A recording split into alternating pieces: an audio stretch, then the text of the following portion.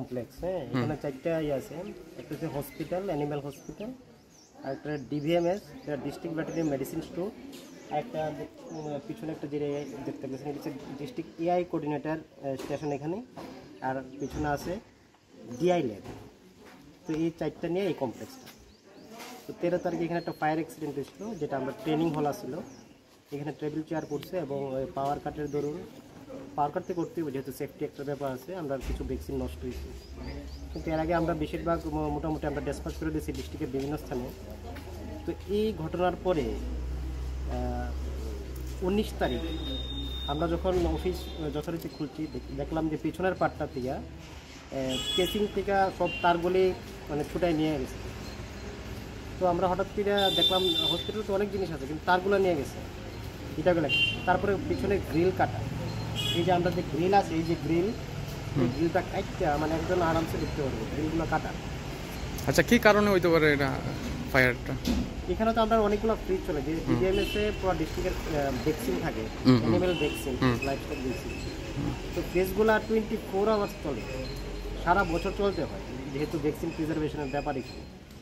তো হয়তো আমরা প্রাইমারি যে সাসপেকশন আছে ওইটা আমরা হইতে পারে এটা শর্ট সার্কিট থেকে হইতে পারে, কিন্তু আমরা ইদানিং আমরা লক্ষ্য করতেছি আমরা যে ল্যাবের জাস্ট পিছনে ওয়ালটার লগে এখানে যে ড্রাগস পাক যে নিয়ে তারা প্রচণ্ড গতিবিধি আমরা লক্ষ্য করছি। আমরা যে নতুন ম্যাডাম জয়েন করছি, নতুন ভেটেরিনারি অফিসার, জানলাটা খুললে তারা ওখান থেকে দূরে পালায় দেখা। আমি আপনার দেখাবো জায়গাটা, এখানে সিরিঞ্জ অব যে আছে, আপনি সিরিঞ্জ দেখতে পাইবেন। তারা যে ব্লাড নেয় এখানে, এই ব্লাডগুলো কিন্তু ব্ল্যাকিশ হয়েছে না, খুব রিসেন্ট ব্লাড নিচ্ছে, মানে তারা যে ইয়া করে। তারপরে এখানে আপনি বিভিন্ন কৌটা দেখতে পারবেন, বিভিন্ন কালারফুল কৌটা। এখানে একটা জায়গাটা আছে, মানে বাইরে কিছু দেখা যায় না, এটা জাস্ট আমরা ওয়ালের পিছনে।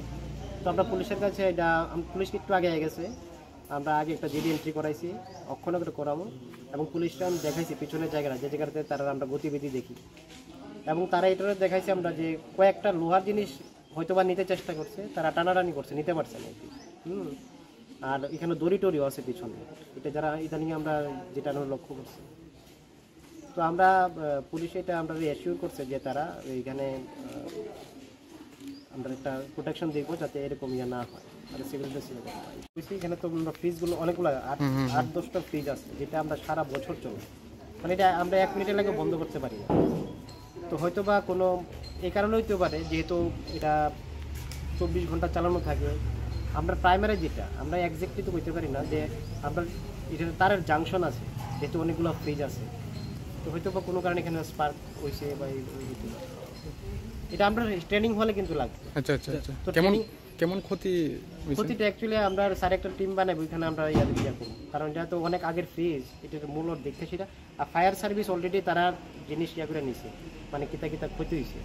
তো একজ্যাক্টলি আমরা অ্যামাউন্টটা আমরা স্যারের টিম করে দিব, ওইটা আমরা প্রাইস দেখে সেটা আমরা করতে দিই। আপনি পরিচয় দিয়ে দেন। আমি doctor Ratan Das, veterinary officer, Ambassa block.